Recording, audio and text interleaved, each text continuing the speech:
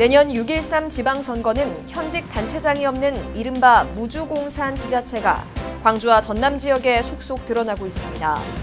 광주와 전남에서 지난 4년 동안 400건이 넘는 버스와 택시기사 폭행 사건이 발생한 가운데 처벌은 미미한 수준에 그치고 있는 것으로 나타났습니다.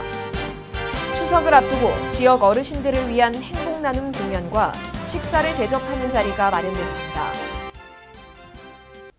시청자 여러분 안녕하십니까? TBS 광주 전남권 뉴스입니다. 내년 6.13 지방선거는 현직 단체장이 없는 이른바 무주공산 지자체가 광주와 전남 지역에 속속 드러나고 있습니다. 먼저 전남도지사 선거는 이낙연 국무총리의 지사직 사퇴로 일찌감치 무주공산이 됐는가 하면 광주는 5곳의 기초자치단체 중에 송광훈 북구청장이 3선 연임 제한으로 선거에 나오지 못하고 민형배 광산구청장과 최영호 남구청장이 광주시장 도전을 기정사실화하면서 광주 지역 기초단체장 60%가 현역 물갈이가 됩니다.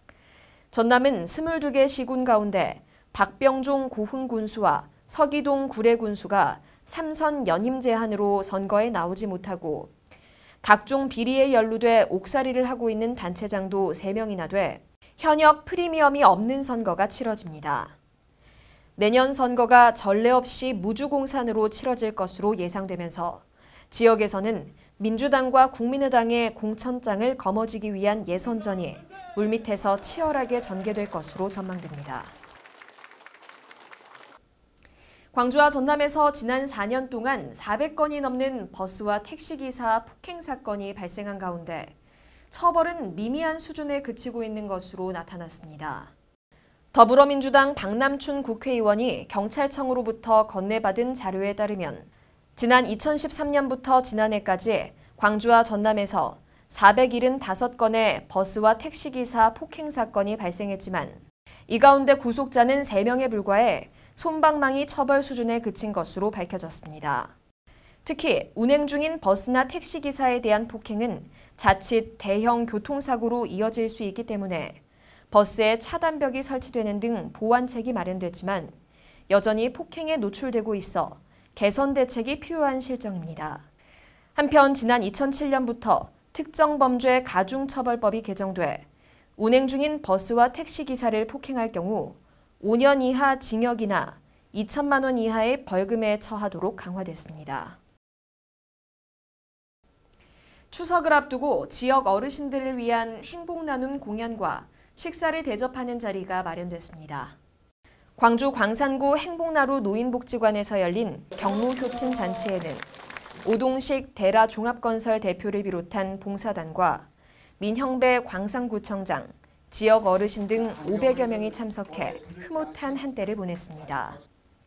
대라 종합건설과 DBS 광주 동아방송이 주최하고 지역 중견 건설업체 CEO들로 구성된 CM밴드가 후원한 이번 행사는 오전 10시부터 행복나눔 음악 공연을 펼쳐 이 지역 인기 가수 서우정 등이 히트곡을 열창해 흥겨운 시간이 마련됐습니다.